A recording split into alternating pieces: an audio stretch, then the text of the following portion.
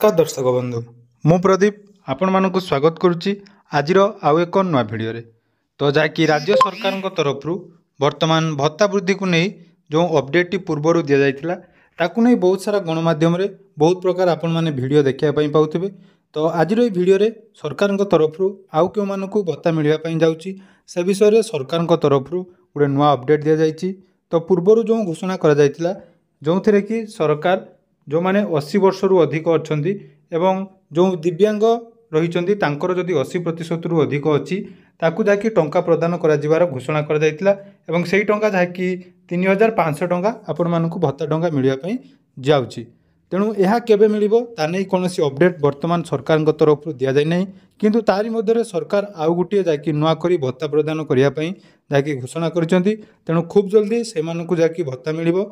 तो आसतु कौ मानक यही भत्ता प्रदान कर आज भिडियो संपूर्ण डिटेल्स जानिबा। ता पूर्व जदि चैनल को प्रथम थर विजिट करछंती वीडियो को लाइक करेंगे, चैनल को सब्सक्राइब करनथिले एबे ही सब्सक्राइब करी पाखरे थिबा बेल आइकन को क्लिक करी ऑल सेट कर देबे। तो देखि पारथुबे जहाँकि क्रांति दिवस रे मुख्यमंत्री को बड़ घोषणा स्वाधीनता संग्रामी को परिवार को मिलिबो भत्ता। तेणु यही जो भत्ता आपण मानक मिलवाई जाऊँगी यह केवल स्वाधीनता संग्रामी जो मैंने रही क्रांति दिवस अर्थात अगस्ट 9 भारत इतिहास एक अविस्मरणीय दिवस। तेणु आज अगस्ट क्रांति दिवस भारत छाड़ आंदोलन दिवस भाव पालन कराए। तेणु यही अवसर में मुख्यमंत्री मोहन चरण माझी जहाँकि बड़ घोषणा करिसेंती। तेणु स्वाधीनता संग्रामी को परिवार को मिलिबो भत्ता।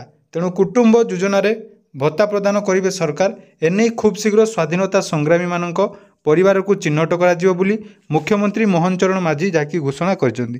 तो देखंतु सरकार केवल जहाँकि घोषणा पर घोषणा कर चलती किंतु एपर्यंत जो मैंने भी जानिथिबे प्रत्येक मास 5 तारिख रे जो मैंने 1000 टंका पाउथिले तांको एपर्यंत जहाँकि सरकार टंका प्रदान करना। तेणु बहुत सारा जो वृद्ध व्यक्ति माने रही से एपर्यंत जहाँकि ए मासर टंका पाई ना किंतु सरकार जहाँकि प्रत्येक दिन गोटे गोटे नुआ स्कीम बाहर कर सबू स्कीम जहाँकि समस्त को सहायता देवे बोली घोषणा करुँच।